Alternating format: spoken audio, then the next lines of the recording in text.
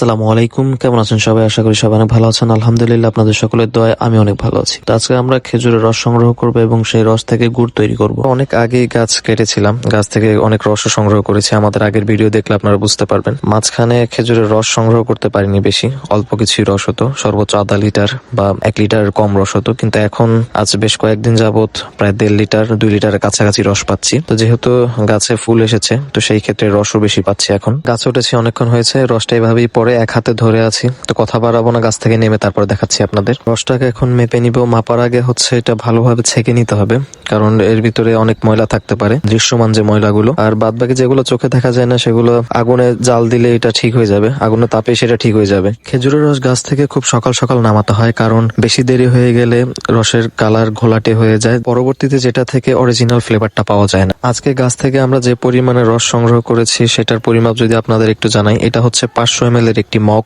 আমরা সর্বমোট 1.5 লিটারের একটু কম পেয়েছি। এই যে দেখতে পাচ্ছেন, এই দাগ পর্যন্ত পেয়েছি। এখন আমরা এই রসটিকে জাল করব। তো দেখতে পাচ্ছেন আমরা একটি পাতিলে এই রসটি দিয়ে দিয়েছি। চুলার আঁচ মিডিয়াম রাখতে হবে, খুব বেশি জোরেও দেওয়া যাবে না, খুব বেশি কমও দেওয়া যাবে না। তো মিডিয়াম আঁচে রাখতে হবে। আর এইভাবে রসটা যখন ফুলে উঠবে তখন নাড়তে হবে ঘন, যাতে রস পড়ে না যায়।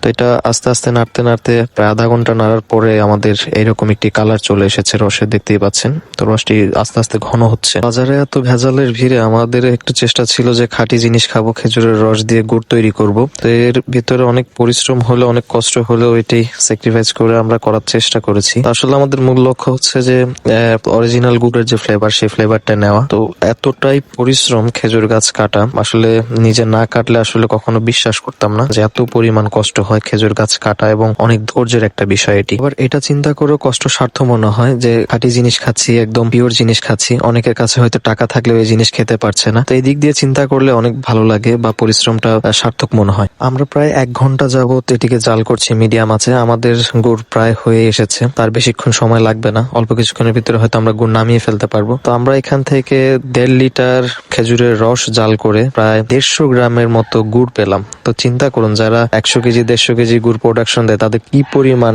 গুড় লাগে যদি তারা অথেন্টিক এবং অরিজিনাল গুড় তৈরি করে, সেই ক্ষেত্রে তাদের কি পরিমাণ রস প্রয়োজন। তাছাড়া এত কমে কিভাবে বাজারজাত করে সেটিও আমার মাথায় আসে না, কারণ অরিজিনাল গুড়ের কেজি 800 থেকে 1000 টাকা হওয়া উচিত। সম্পূর্ণ ভিডিও দেখার জন্য অসংখ্য ধন্যবাদ। সবাই ভালো থাকবেন। আসসালামু আলাইকুম।